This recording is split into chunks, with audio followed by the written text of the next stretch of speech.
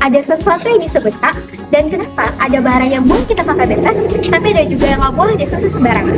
Nah, dalam Islam, hal ini dibahas lewat konsep hak dan kepemilikan. Oke, jadi hak itu berasal dari kata al-haq, yang artinya sesuatu yang benar dan memang seharusnya ada.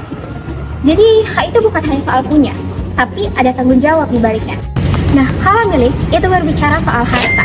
Milik atau al-milik berarti kita punya kuasa terhadap barang tersebut. Boleh memakainya, memanfaatkannya, bahkan mengelolanya. Tapi ingat, dalam Islam, harta bukan sepenuhnya milik kita. Kita memang diberi kepercayaan buat mengelolanya, tapi bukan bebas. Kamu pernah bertanya nggak, kayak kenapa sesuatu itu bisa menjadi milik kita secara sah menurut Islam? Itu cukup kita membelinya atau hanya karena cukup kita memegangnya? Di dalam Islam, sebab kepemilikan itu ada dua. Yang pertama, sebab kepemilikan sempurna dan tidak sempurna. Mari kita bahas satu-satu. Sebab kepemilikan sempurna. Yang pertama, mengakuisisi atau menguasai barang. Ini itu kayak kita menguasai barang yang belum dimiliki oleh siapapun, seperti ikan di dalam lautan. Yang kedua, itu adalah penambahan atau kelahiran. Ini yaitu penambahan dari harta yang sudah kita miliki, seperti buah dari pohon. Yang ketiga, ada penambahan harta melalui akad, seperti jual beli. Dan yang keempat, itu ada warisan, yaitu harta yang ditinggalkan oleh orang yang telah meninggal dunia kepada ahli warisnya. Kemudian kita akan membahas sebab kepemilikan tidak sempurna.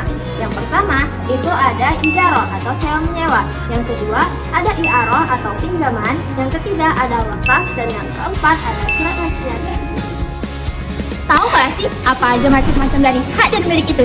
Mari kita bahas. Yang pertama, ada hak milik Allah, di mana hak yang menyangkut kepentingan umum dan kemaslahatan masyarakat demi ketertiban dunia dan akhirat. Yang kedua, ada hak manusia, di mana hak itu diberikan kepada individu untuk melindungi kepentingan pribadinya.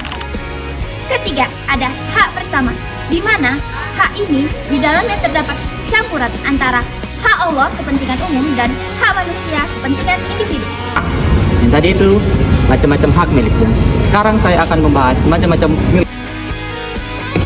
Ada seorang mahasiswa yang meminjam motor temannya, maka motor tetaplah milik pemilik sah atau milik sempurna. Sedangkan mahasiswa yang meminjam hanya punya hak pakai sesuai dengan waktu yang disepakati, tanpa hak untuk menjual atau menggadaikannya.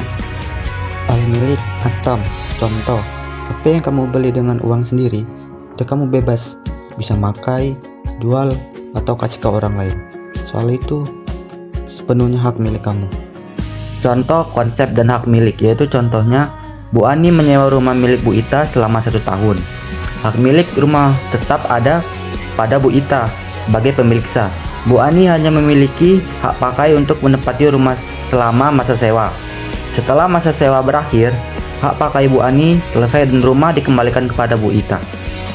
Jadi, hak dan milik bukan cuma soal punya, Tapi ada aturan, tanggung jawab, dan hak orang lain di dalamnya.